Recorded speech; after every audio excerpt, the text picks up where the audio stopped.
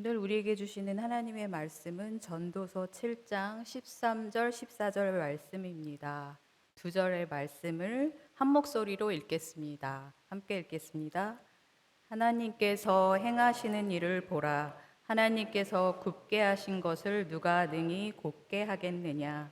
형통한 날에는 기뻐하고 공고한 날에는 뒤돌아 보아라. 이 두 가지를 하나님이 병행하게 하사 사람이 그의 장래일을 능히 알지 못하게 하셨느니라. 아멘. 네, 추운 날씨를 뚫고 이렇게 기도하러 오신 여러분, 예수님의 이름으로 축복합니다. 네, 제가 학교를 다닐 때, 중고등학교를 다닐 때는 봄방학이라는 게 있습니다. 2월 달에 봄방학이 있고, 봄방학이 시작할 때쯤인가? 그때쯤에 다음 학년에 교과서를 나눠줍니다. 그러면 그 무거운 거를 다 들고 와서 집에서 다 책 표지를 싸는 일이 가장 큰 일이었습니다. 가장 기쁘고 가장 큰 일이었습니다. 저희 엄마하고 같이 두꺼운 달력이나 아니면 예쁜 종이나 아니면 아세테이트지라는 두꺼운 비닐로 이렇게 싸는 일을 했는데, 그렇게 싸고 나면 저는 국어책을 가장 먼저 읽었습니다. 거의 한 권을 다 읽고 그 새학년을 맞이했는데, 그 중에서도 오늘 설교를 준비하면서 생각나는 그 글이라고 해야 되나요? 글이 생각이 났습니다. 그 글이 무엇이냐 하면, 들어보신 적도 있고 분명히 같이 공부하신 분도 계실 텐데, 페이터의 산문이라고, 제가 생각하기엔 고등학교 2학년 때 책이었던 것 같습니다. 그래서 페이터의 산문이 생각이 났습니다. 페이터의 산문은 영국의 작가 월터 페이터라는 사람이 로마의 황제 마르쿠스 아우렐리우스, 발음도 어려운 황제의 명상록을 자기가 꼭 하나를 남겨야 한다면 이 글을 추천하고 싶다 하면서 쓴 글이었습니다. 그래서 그 명상록을 번역해서 영어로 번역한 책을 우리나라 글로 해서 쓴 책이 페이터의 산문으로 국어 교과서에 있었습니다. 그래서 국어 교과서에 있으면 우리 국어는 항상 읽기를 해야 되기 때문에 그 시간에 한 학생이 일어나서 읽고 저희들은 눈으로 그 페이터의 산문을 따라 읽으면서 있었습니다. 그런데 그 페이터의 산문을 읽을수록 자꾸 고개가 끄덕거려지는 겁니다. 그래서 끄덕끄덕거려지는데, 책을 다 읽고 나니까 선생님이 얘기를 하시는 겁니다. 너희들 고개를 끄덕거리고 그 말을 다 수긍한다고 생각을 하는데 그러면 안 돼. 너희들은 10대잖아. 이 책을 쓴 로마 황제는 말년에 쓴 거야. 산전수전 다 겪어본 다음에 쓴 글인데 너희들이 뭘 안다고 고개를 끄덕거리니, 아직 멀었어. 이렇게 했던 것이 기억이 납니다. 그 책 중에서 제가 한 구절을 따왔습니다. 한번 들어보십시오. 고개가 끄덕여지는지. 모든 것을 어떻게 생각하는가는 내 마음에 달렸다. 행복한 생활이란 많은 물건에 의존하는 것이 아니라는 것을 항상 기억하라. 모든 것을 살이하라. 그리고 물러가 내 자신 가운데 침잠하라. 어떻습니까? 고개가 좀 끄덕여지지 않습니까? 네, 이 글을 읽으면서 또 전도서를 설교를 준비하면서 페이터의 산문이 떠올랐습니다. 왜 떠올랐을까요? 이 명상록하고 전도서에 공통점이 있어서였습니다. 첫 번째 공통점은 뭘까요? 저자에게서 찾아볼 수 있습니다. 저자가 누구입니까? 전도서의 저자는 네, 솔로몬 왕입니다. 로마의 황제 그리고 이스라엘의 왕, 둘 다 황제로서 자기들이 가진 권력으로 안 누려본 것이 없고 안 가져본 것이 없었지 않습니까? 이 마르쿠스 아울렐리우스도 로마의 엄청난 명장이어서 영토 전쟁을 굉장히 많이 하고 다녔다고 합니다. 그러니까 두 저자의 공통점이 있습니다. 그리고 또 어떤 공통점이 있냐 하면 이 책에 기록된 시기가 공통점이 있습니다. 제가 잠시 언급했는데 언제 쓰여졌다고요? 이 사람의 인생의 말기에 모든 것을 다 겪어보고 거의 죽게 되었을 때 기록했다고 합니다. 그러니까 자기의 인생의 완전한 페이지, 마지막 장을 정리하면서 썼던 글입니다. 이런 공통점이 있습니다. 그리고 이 글로 가서 명상록과 전도서에 공통적인 전제가 있습니다. 무엇입니까? 전도서 1장에 나오면, 여러분이 전도서 1장을 읽고 나면 약간 마음이 스산해져서 2장까지 넘어가지 않고 그냥 그만두는 경우가 많지 않습니까? 1장을 읽으면 어떻게 나옵니까? 네, 헛되고 헛되니 헛되고 헛되도다. 이렇게 인생의 허무함에 대해서 계속 이야기를 합니다. 그런데 이 명상도 전제는 인생이 허무하다는 것을 전제로 깔고 시작을 한 겁니다. 두 글이 똑같은 전제로 시작을 했습니다. 그러면 이제 공통점을 찾았으니까 차이점을 한번 찾아보겠습니다. 이 명상록은 언제 쓰였다고 했죠? 인생의 말년에. 근데 어디서 쓰였냐면 이 황제가 전쟁터에 나갈 때마다 저녁에 개인적으로 자기의 일기처럼 썼다고 합니다. 그러니까 누구에게 보여주려고 쓴 책이 아니라 개인적으로 기록을 했다고 합니다. 그리고 솔로몬이 쓴 전도서는 어떻게 쓰였냐면 누구에게 보여주려고 쓴 책입니다. 솔로몬의 전도서라는 뜻의 히브리어는 코헬렛이라고 하는데, 코헬렛은 코올이라는 부르다, 모으다라는 동사에 그것을 모으는 사람, 그런 뜻입니다. 그러니까 사람들을 모아놓고 연설을 하기 위해서 쓴 겁니다. 그러니까 솔로몬이 말년에 인생을 정리하면서 이스라엘 백성들에게 자기가 가졌던 지혜, 그리고 인생의 허무함에 대해서 극복하는 법을 알려주기 위해서 쓴 글입니다. 그런 두 개의 차이점이 있습니다.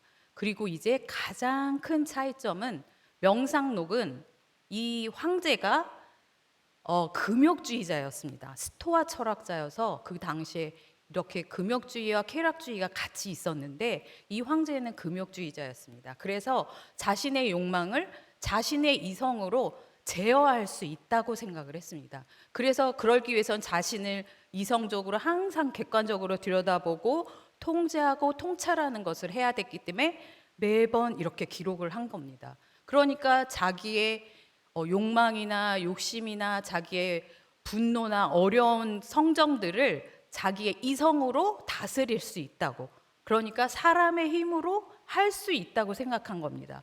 그런데 스토아 철학의 또 다른 점은 무엇이냐 하면, 인간이 다 자연에서 돌아왔기 때문에 또 자연에 순응하라는 겁니다. 그러니까 인간의 능력이 자신의 욕망을 다 통제할 수 있을 정도로 크다고는 생각은 하지만 그래도 자연 아래에 있는 거라고 이렇게 이야기를 했습니다.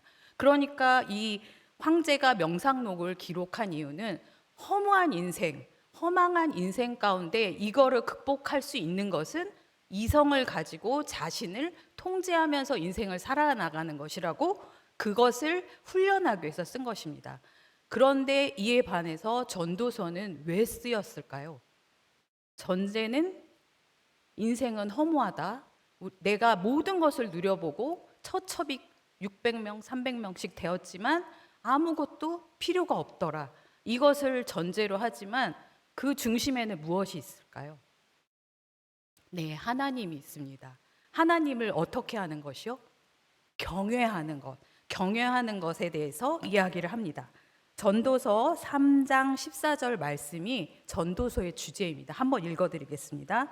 하나님께서 행하시는 모든 것은 영원히 있을 것이라. 그 위에 더할 수도 없고 그것에서 덜할 수도 없나니 하나님이 이같이 행하심은 사람들이 그의 앞에서 경외하게 하려 하심인 줄을 내가 알았도다.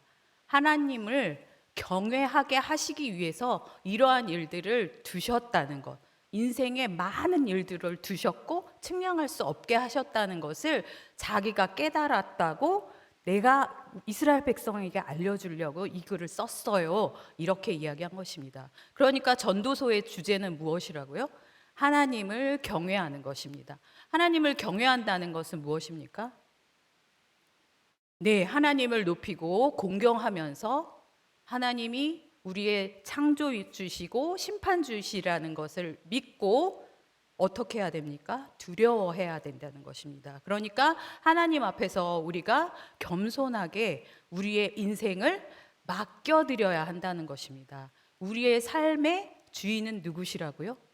네, 하나님, 예수님이라고 우리의 인생을 온전히 맡겨드리는 것이 우리가 허무한 인생을 살아가고 극복하는데 가장 큰 주제가 되는 것이다 하고 전도서가 이야기를 하는 것입니다. 이 전도서를 쓰면서 두 가지 그림이 떠올랐습니다. 사형리라는 작은 책자를 보셨을 겁니다. 그 사형리에 보면 커다란 왕좌 같은 의자가 있습니다. 그래서 그 왕좌에 내가 왕으로 주인으로 앉아 있는지 아니면 예수 그리스도를 그 나의 마음의 왕좌에 앉혀드리고 내가 예수 그리스도를 섬기는지 두 가지 그림을 비교해서 놓은 게 있습니다. 그래서 우리가 전도할 때 이 왕좌에 예수 그리스도를 모시겠습니까? 이렇게 이야기를 합니다. 그래서 우리는 모두 다 우리 인생의 왕좌에 누구를 모시고 있습니까? 예수 그리스도를 모시고 있습니다. 그래서 예수님이 하라는 대로 따라가면서 저희들이 인생을 하나하나 맡겨드립니다. 한 번에 우리의 인생을 맡겨드리는 사람도 있지만 천천히 맡겨드리는 사람도 있는 것 같습니다.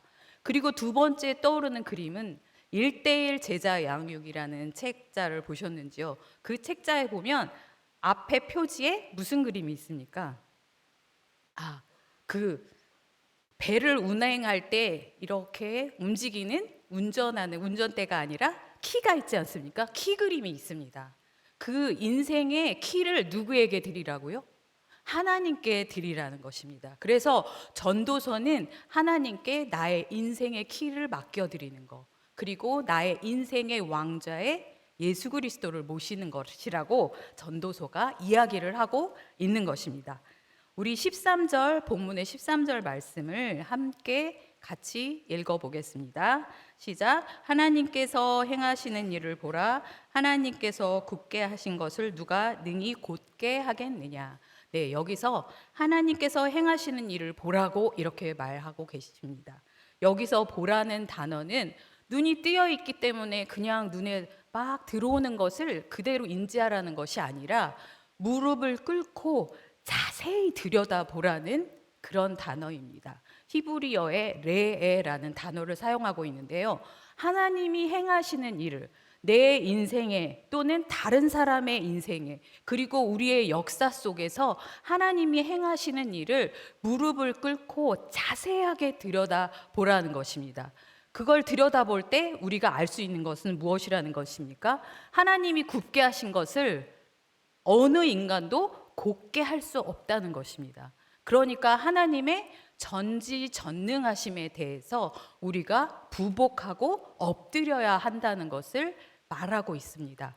우리 하나님께서 특별히 인생 가운데 즐거운 일도 주시고 고난도 주십니다. 그런데 우리가 고난을 줄 때가 훨씬 힘들고 어렵기 때문에 그 고난의 기간을 지날 때 그것이 가장 큰 경험으로 남아있게 됩니다. 그래서 심리학으로 보면 사람들은 돈을 받는 것보다 자기의 경험을 이야기하는 것을 더 좋아한다고 합니다. 특별히 인간의 부정적인 경험, 자신이 부정적인 경험을 했던 것에 대해서 나누는 것을 더 좋아한다고 합니다. 그리고 빨리 나누고 싶은 충동이 있다고 합니다. 그래서 이것에서 나온 상담 치료 기법 중에 하나가 이야기 치료라는 것이 있습니다. 그래서 한 사람의 인생을 이야기로 보고 상담자 앞에서 내담자가 자신의 인생을 이야기하는 것입니다. 그 내담자가 상담자 앞에 나와 있다는 것은 자신이 어려움이 있으니까 나와 있겠죠. 그래서 그 어려운 굴곡 가운데에서 이야기를 하면서 자신이 스스로 자기의 인생을 재구성하고 해석할 때 치유가 일어난다는 것입니다. 그래서 우리가 인생을 해석할 수 있을 때 우리는 다시 한번 힘을 얻고 용기를 얻고 새 길을 갈 수가 있습니다. 그런데 우리의 인생에 해석을 주는 것은 누구십니까? 하나님, 예수 그리스도 안에서만 그 인생의 해석을 얻을 수가 있는 것입니다. 온전한 해석을 얻고 나아갈 수가 있는 것입니다. 우리가 고난을 겪을 때마다 하나님께 물어봅니다. 이 고난의 이유가 무엇입니까? 여기에도 여러분 중에는 정말 말할 수 없는 고통 가운데 나와 계시는 분도 계실 거고, 또한 고통 가운데 계신 분을 대신하여서 중보기도 하기 위해서 나오신 분도 계실 것입니다. 그리고 교회에 나와서 기도하고 싶지만 그렇지도 못한 안타까운 사정을 가지신 분들도 계실 것입니다. 우리가 공고한 상황에 있을 때 그 이유에 대해서 좀 알려달라고 항상 부르짖으면서 기도할 때가 있습니다. 그런데 욥의 경우를 한번 예를 들어서 한번 보기를 원합니다. 욥 같은 경우는 어떻습니까? 정말 아무런 이유도 없이, 또한 자기의 죄악도 아닌데 애매하게 고난을 받았다고 하지 않습니까? 그럴 때 욥은 하나님 앞에서 부르짖으면서 자신의 목숨을 오히려 걷어가 달라고 애원을 하면서 그 이유에 대해서 계속해서 질문을 합니다. 공격하고 비난하는 친구들, 너의 죄를 계속해서 끌어내봐라 하는 친구들 앞에 서서 계속 부르짖으면서 하나님을 찾았을 때 결국 하나님이 오십니다. 욥에게 이야기를 할 때 욥이 말한 것처럼 자기의 고난의 이유에 대해서 알려달라고 했을 때 그 고난의 이유에 대해서 하나님께서 밝히 알려주십니까? 아닙니다. 하나님께서는 오히려 내가 천지를 창조할 때 네가 거기 있었느냐?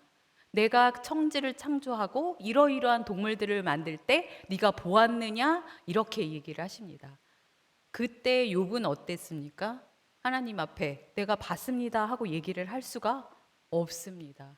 하나님의 그 크심과 광대하심 앞에 정말 경외함으로 엎드릴 수밖에 없었고 바로 하나님을 찬양하게 됩니다. 자기가 귀로만 듣던 하나님을 직접 눈으로 보게 되었습니다 하는 고백을 하게 됩니다. 우리가 고난의 이유를 하나님께서 알려주신다고 해서 그 고난의 깊이가 덜해지지 않는다는 겁니다. 그 고난의 기간이 짧아지지 않는다는 겁니다. 하나님께서 고난의 이유를 얘기하지 않고 그 고난의 시기를 함께 고통 가운데 나아가실 때 우리가 고난을 다 정리하고 나서 다시 한번 그 자리에 하나님이 나와 함께 하셨구나 알게 하신다는 것입니다. 계속해서 14절 말씀을 한 목소리로 읽어 보겠습니다. 시작. 형통한 날에는 기뻐하고 공고한 날에는 뒤돌아 보아라. 이 두 가지를 하나님이 병행하게 하사 사람이 그의 장래일을 능히 헤아려 알지 못하게 하셨느니라. 아멘. 네, 형통한 날에는 하나님과 함께 기뻐하라고 합니다. 그리고 공고한 날에는 어떻게 하라고 합니까? 뒤돌아보라고 합니다. 여기서 뒤돌아보라는 단어를 개역 한글에는 생각해보라 이렇게 번역을 했습니다. 그런데 이번에는 뒤돌아보라고 번역을 한 이유는 아까 앞에서 말했던 그 보다라는 단어, 레라는 단어가 또 사용된 겁니다. 그러니까 공고한 날에는 그곳을 주신 하나님이 어떻게 내 인생에서 일하고 계신지를 자세히 무릎을 꿇고 살펴보라는 것입니다. 그렇게 공고한 날에는 그렇게 지나가면서 하나님이 내 이 공고함과 고난의 날에 어떻게 일하고 계신지를 찾아보라는 것입니다. 그렇게 살펴보는 것이 하나님께서 주신 인간에 대한 지혜라고 말씀하십니다. 그러면서 이렇게 이야기합니다. 형통함과 공고한 날을 계속해서 번갈아서 주신다고. 우리가 인생을 살아가면서 그러지 않았습니까? 기쁜 날도 있었지만 공고한 날도 있었고 늘 형통한 날만은 계속되지는 않았습니다. 그래서 우리가 형통하고 기쁜 날을 겪을 때는 이것이 지속될 것이라고 생각하지도 말고 공고한 날이 와서 고난 가운데 있을 때는 이 고난이 끝나지 않을 거라고 예단도 하지 말라고 말씀하고 계시는 겁니다. 전도서 3장 11절 말씀을 제가 읽어드리겠습니다. 하나님이 모든 것을 지으시되 때를 따라 아름답게 하셨고 또 사람들에게는 영원을 사모하는 마음을 주셨느니라. 그러나 하나님이 하시는 일의 시종을 사람으로 측량할 수 없게 하셨도다. 하나님께서는 여전히 우리의 앞날에 대해서 측량할 수 없도록 만드신 것이 하나님의 커다란 지혜라는 것입니다. 왜 그렇습니까? 하나님께 겸손하게 부복하고 하나님께 인생을 맡기면서 나아가라는 뜻입니다. 여기에 보면 사람들에게 영원을 사모하는 마음을 주셨다고 하는데, 영원이라는 단어를 사실은 인간들이 이해할 수 있을까요? 우리 같이 유한한 존재는 영원이라는 단어를 온전히 이해를 할 수가 없습니다. 그렇지만 하나님께서는 우리와 함께 영원히 기쁨을 누리고 싶어 하시는 분이기 때문에 우리 마음 가운데 영원을 사모하는 마음을 주신 것입니다. 우리가 그 영원의 시간을 도저히 가늠도 할 수 없고 이해도 할 수 없지만, 하나님께서 우리들이 계속해서 하나님 나라를 사모하듯이 영원을 사모하는 마음을 주셨는데, 그럼에도 불구하고 장래일은 알 수 없도록 닫아 놓으신 이유는 저희들이 유한한 존재이고 하나님께서 만들어 주신 존재이며, 우리의 주인은 하나님이라는 것을 매 순간 매일매일 인정하면서 나아가라는 것입니다. 우리를 만드시고 우리를 인도하신 분이, 우리를 설계하신 분이 우리에 대해서 가장 잘 아시고 최선의 것으로 가장 좋은 때에 인도하시는 것을 믿고 나아가야 된다는 것입니다. 특별히 우리 사랑하는 자녀들이 자신의 인생을 자신의 것으로 인정하지 않도록 이야기해 주십시오. 나의 인생은 나의 것이라고, 우리는 그런 학교 공부도 배웠고 또한 사회적인 슬로건도 가지고 그것 속에서 우리 자녀들이 살아가고 있습니다. 내 인생은 내 마음대로 할 수 있는 것이라는 것부터가 하나님의 뜻과 완전히 대치되는 것입니다. 그러므로 우리 자녀들이 우리와 마찬가지로 하나님께 모든 주권을 맡기고 나아갈 수 있도록 가르치고 기도해야겠습니다. 하나님 안에서 영원을 사모하며 우리가 내일 일을, 장래일을 알지 못하지만 선하신 하나님만 의지하여서 나가는, 하나님께 주권을 온전히 맡겨드리는 저희들이 되시길 축복합니다.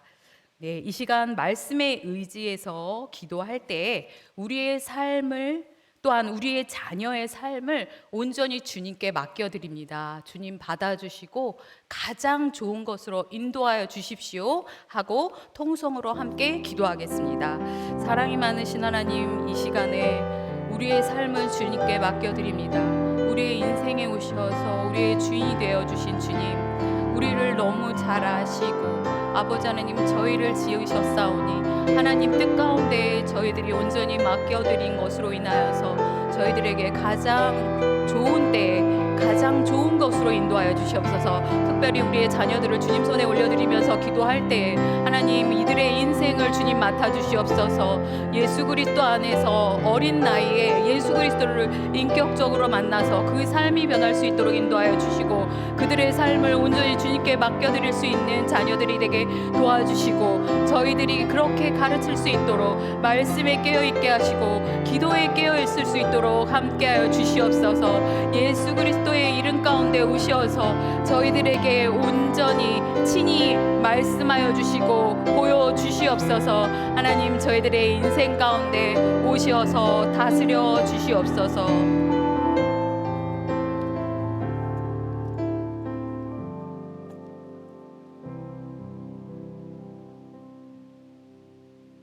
우리 인생의 주관자 되신 하나님 아버지, 참으로 감사합니다. 우리의 인생을 온전히 주님께 맡겨드릴 때 우리 마음 가운데 불안과 슬픔과 공포와 어두움들이 사라지게 하여 주시고 빛으로 오신 예수 그리스도로 가득하게 하여 주시옵소서. 특별히 우리 자녀의 인생을 주님께 맡겨드리오니 그들의 인생을 책임져 주시고 주의 길로 인도하여 주시옵소서. 우리의 모든 것 대신 예수 그리스도의 이름으로 기도합니다.